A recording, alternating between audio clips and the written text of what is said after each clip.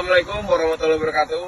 Saya Kapolres Pidijaya melaporkan di Jembatan Krung Merdu hari Minggu pukul 09.00 WIB.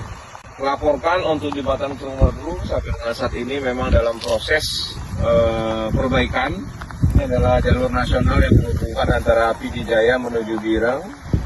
Prosesnya diperkirakan 1 minggu dari sekarang. Ini kita lihat alat berat sudah berjalan, ini ditimbun.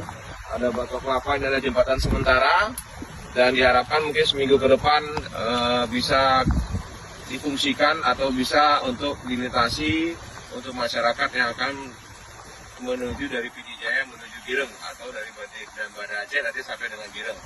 Tapi untuk sementara jalur alternatif tetap bisa dilewati, yaitu melewati jalur Merdu, Ulim, yaitu di jalur provinsi, walaupun memang di sana ada arus air yang bila hujan meningkat, arus airnya cukup tinggi. Nah, jadi juga diharapkan untuk berhati-hati dan selalu memonitor melalui medsos Polres Pidijaya atau medsos Satlantas Polres Pidijaya.